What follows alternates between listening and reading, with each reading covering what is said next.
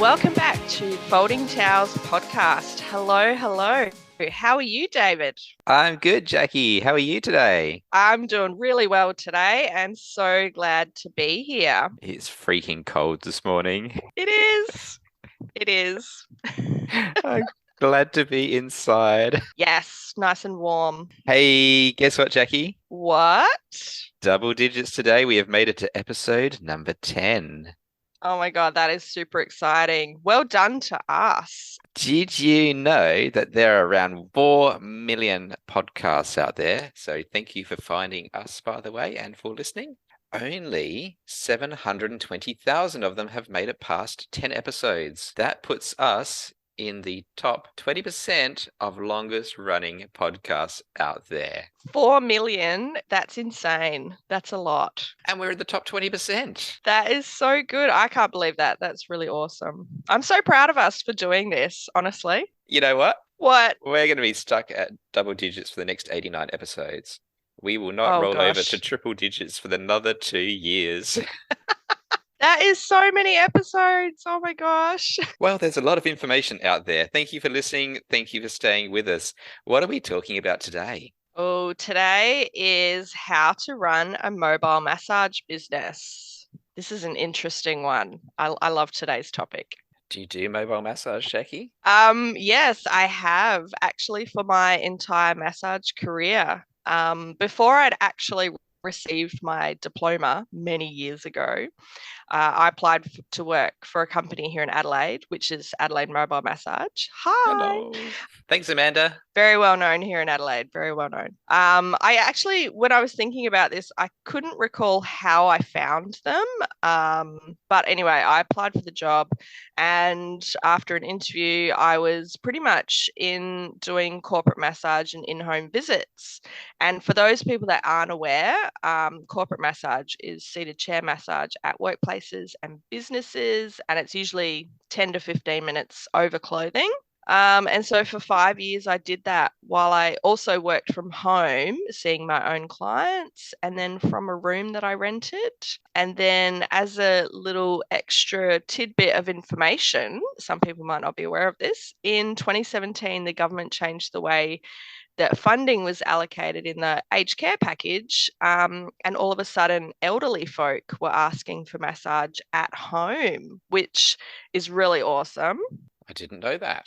Yeah, it kind of happened a little bit suddenly. Before that, nobody really asked for massage in nursing homes for the elderly, but now it's actually something that I do 2 days a week exclusively. I don't do any more corporate massage really. That changed a lot with COVID as well. I have a lot of mobile experience because I've pretty much done that almost nonstop for 10 years. And yeah, mobile has been very good to me, and Adelaide Mobile Massage has been very good to me as well. What about you, David? What's your experience? Well, like so many, it is how I started out in massage. So I hadn't completed my diploma either at that point. I was still working my day job, so I was able to come home, grab my massage table, and go and visit people after work in their homes. I wasn't a big fan of carrying my table upstairs. So at the time I was living near Mawson Lakes, and occasionally I'd have to go up 3 or 4 stories with my table. I found that I had to be super organized. Often the work was quite late at night. It wasn't just after work, but often once children were also in bed. And I found the work to be that style of mobile work to be super chill. I got to meet some really interesting people. They were usually super duper grateful for not having to take time off work, not have to organize babysitting, and those types of things. And I feel like this is the entry point for many massage therapists. There's no rent, and it's often easy to balance around other commitments, and often the work is pretty easy to find.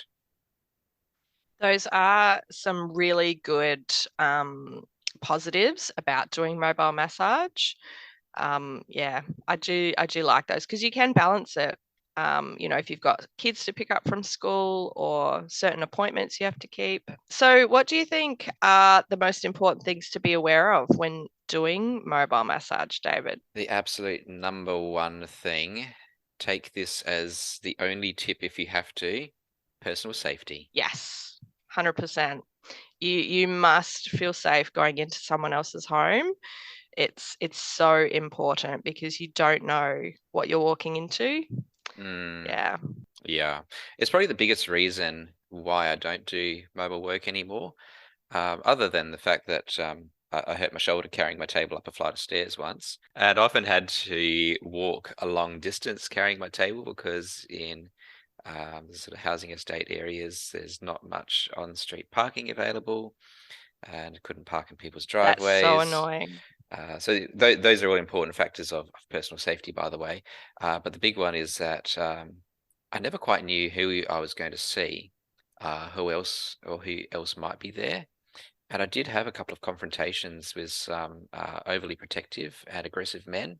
And at one Oh. point, I always had a dog try and hump my leg for the entire massage. Oh my gosh. Yeah, Hmm. dogs can be tricky, very Yeah. tricky. Some of them are great, but others aren't.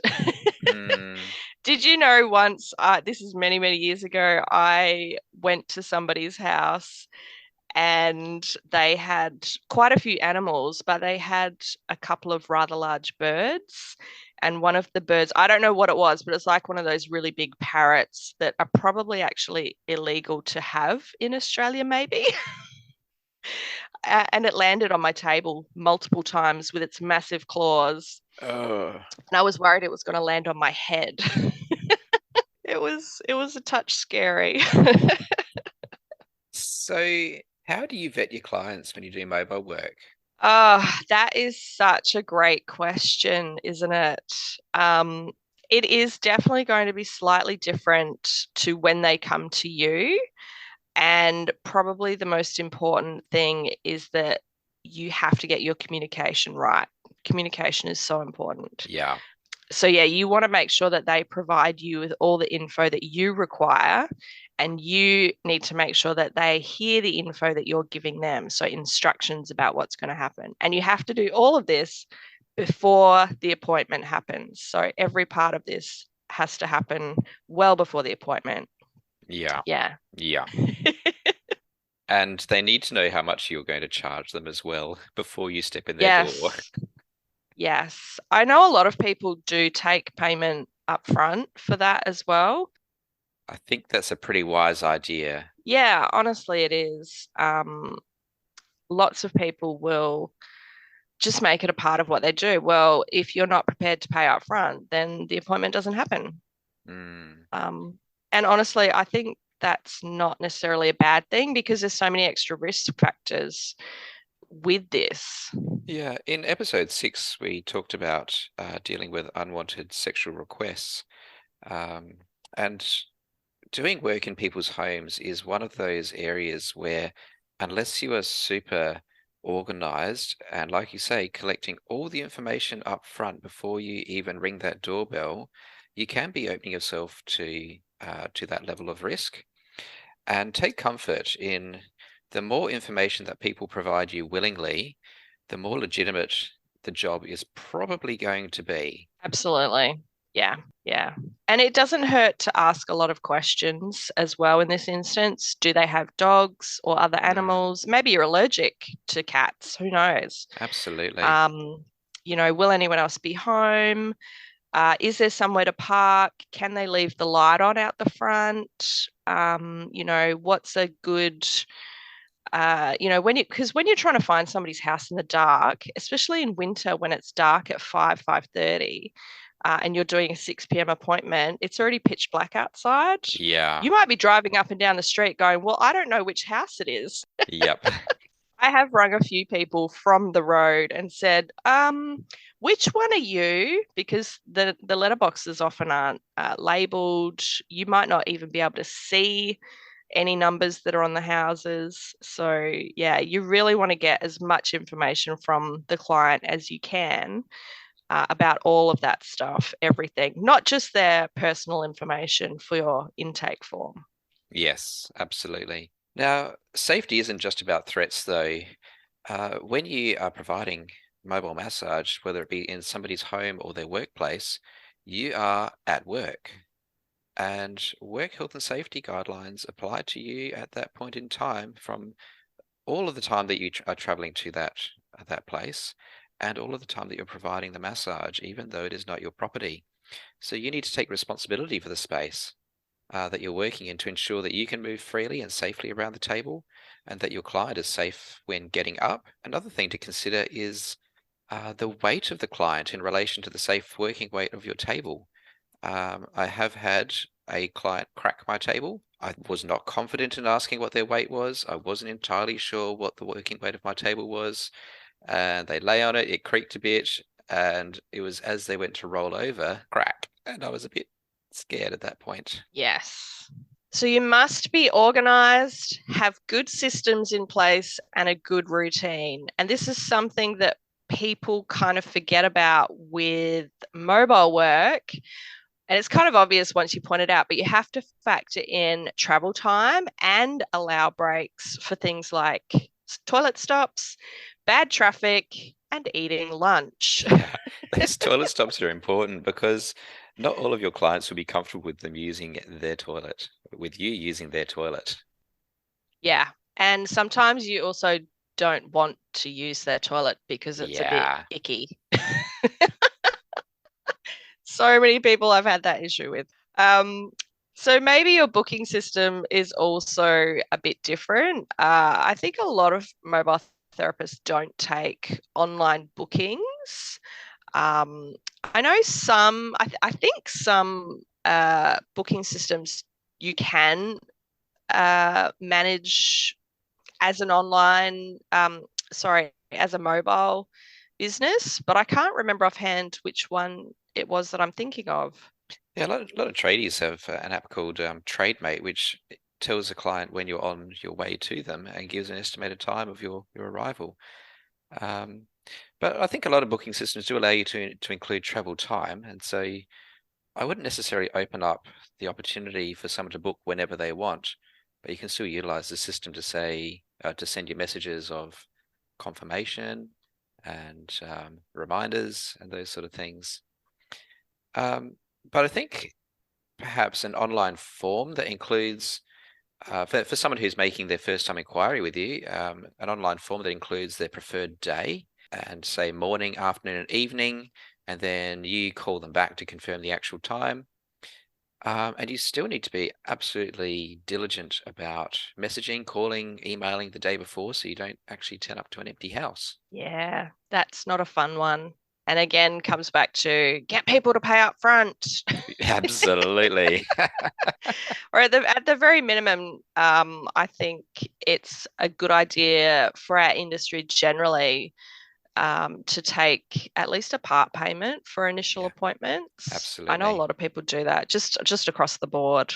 But again, that's like a whole different topic, really. Yeah. Now, mobile work is quite convenient and easy. I shouldn't say easy because it can still be hard work, but in terms of finding business can be easier to do than trying to attract people to a clinic.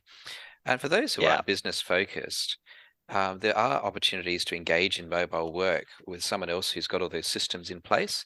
A couple of those here in Australia are Bliss and Rejuvenator. It's gig work, a bit like Uber, and they just a put little bit. a little bit. The price is set. The price is Yeah. set. They put the message out, and you stick your hand up first to grab the work. I was signed up with Bliss for a while. I had enough work that didn't have to accept a job, and often when I thought, there's a job at the time that I can actually make, by the time I went to click it, someone else had already accepted it. Oh, yeah. I did some work with seated seated massage, I think it's called as well, who are very good. I enjoyed working for them too. For I think it was only for a couple of years, but they were lovely.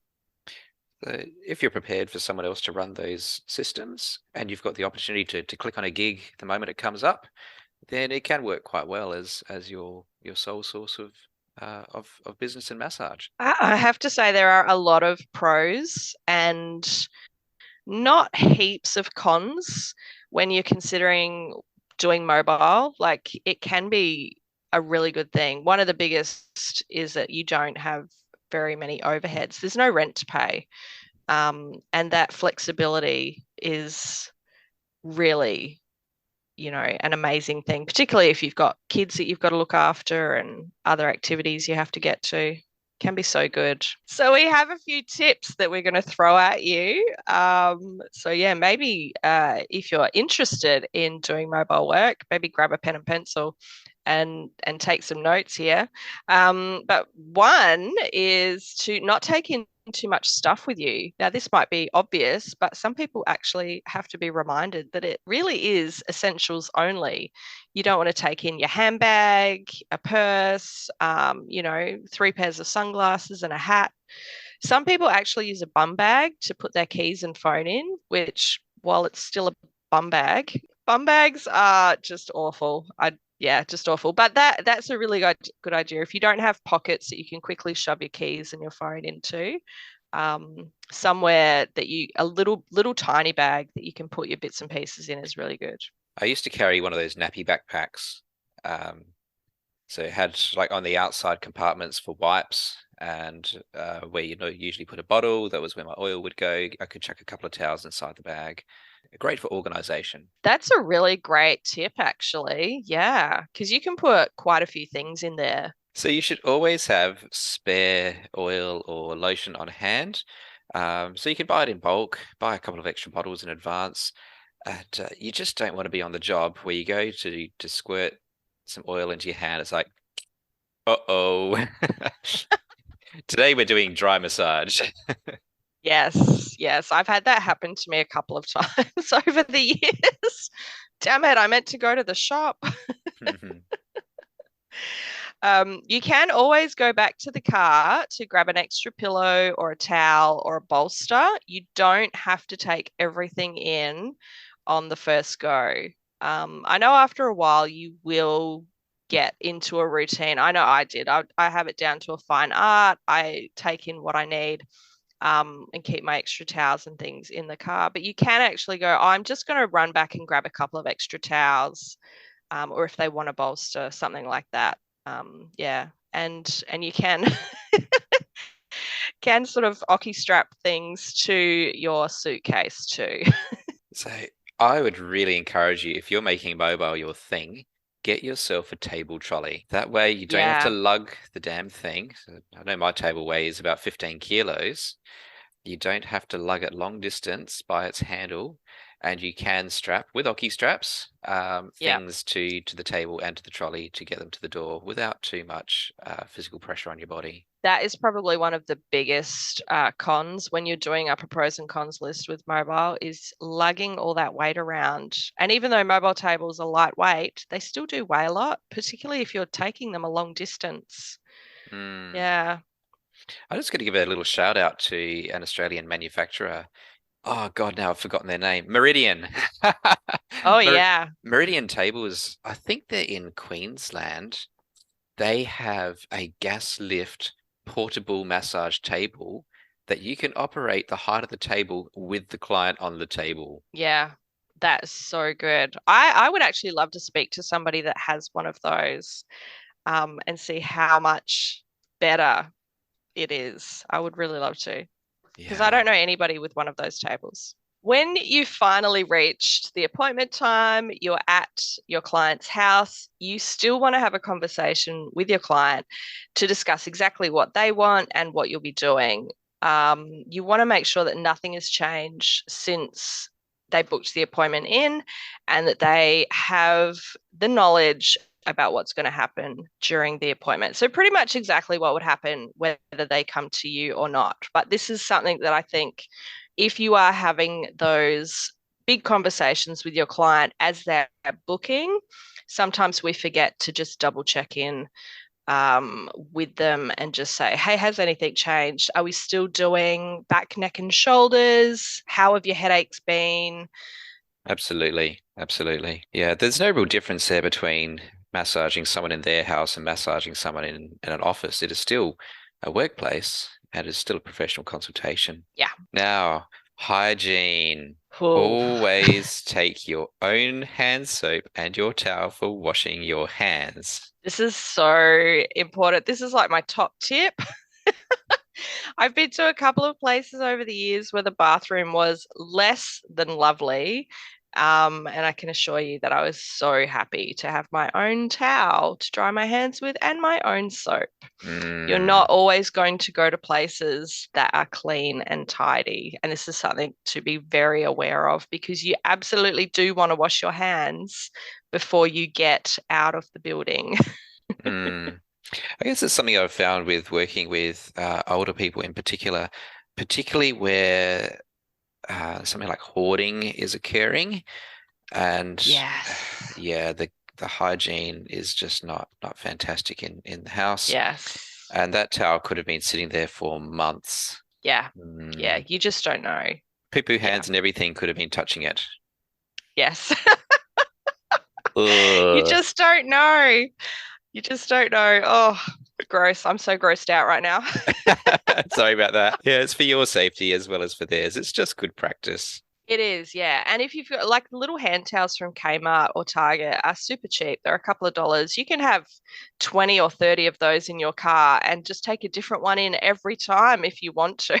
Yeah, absolutely. And a bottle of Sani is not that expensive either to chuck in your backpack too. Yes. Yeah, that one's a good one too. Yeah. Mm. Now, remember your tech. I used to travel with a Bluetooth speaker, and that way you could have some nice music. Some clients would provide music in their own room. Others, you might be in their, say, their dining room. And so just having a portable speaker was great. You can give them the option to choose some tunes. But packing a tablet or a laptop, that way you can write up your treatment notes on the spot. And there's some really cool and affordable options out there now for taking payments on the fly. Um, some banks now natively let you do it through your mobile phone using their own app, including Tap and Go. Options like Square have made taking payment super easy and is really widely accepted by the public now because they pop up at cafes and markets and all sorts of things. And even if you wanted to have a mobile FTOS terminal, companies like Live Black have just made signing up for mobile payments just to be so easy. And they're not expensive either. Do you remember in the early days when PayPal was the first to market with a portable mobile credit card terminal? Unfortunately, I do remember that. Yes. It had so much promise, but it was Oh, so bad. it was like before it was before Square, really, wasn't it? Years before Yeah. Square. I love that banking has become so easy now, and you can basically do it any way you want, and it's just so easy to set up. I often say to my clients, because they'll be like, "Do you have an FPOS machine, or do you take cash, or whatever?" And I'll be like, whatever is easiest for you, you can pay me this way or that way. And I list the ways that they can pay me. And I just sit there and I think, I love getting paid. Like, it's so easy now. Absolutely.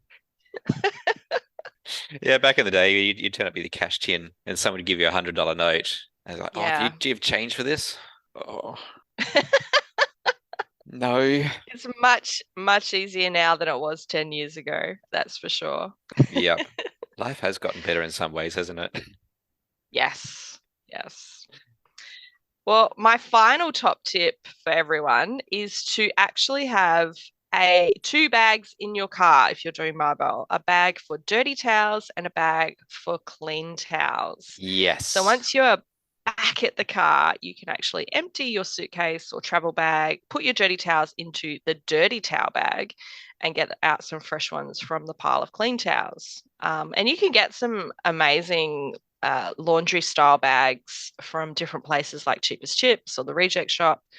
And they're often better than actual baskets in your car because they're malleable. You can sort of squish them and whatever. Yep. Um, I love the IKEA bags. yes, yes, those ones. Mm, They are so handy for lugging laundry around. changed my life. Yes. I think a lot of massage therapists are like, yes, the IKEA bag, my Yeah. savior. Once I've folded the towel, I fold into halves, then into thirds, and it fits perfectly into an IKEA bag. And I think I could hold 12 towels in one bag. Oh, wow. Yeah, and then because it's Yeah. rectangular, it just slotted into the back of the car. Yeah. Yeah. So Mm. yeah, you got to organize your towels as well, people. Sorry. Yeah, it's not acceptable to have them just thrown all through the back of your car. No, and honestly, the dirty ones, you don't want to do that. Ah, Not every client is as clean as we would like them to be, and yeah, I'm just gonna not say anymore, but ew. yeah, my final tip is around towels as well. Um, I don't use a lot of oil in the massage style that I do, but I know that some massage therapists do like to have their clients fairly slick, and that oil does get into towels. And oily towels in hot cars is a bit of a danger. They like to go poof. I have heard this so many times in the last 3 or 4 years. And, for ages, I was like, no, no, that's silly. And I can't remember when I started actually believing that. But yeah, I've heard some stories from people. Yeah, Yeah. I know people who it's happened to, and it's a really bad day at the office when your car burns to the ground.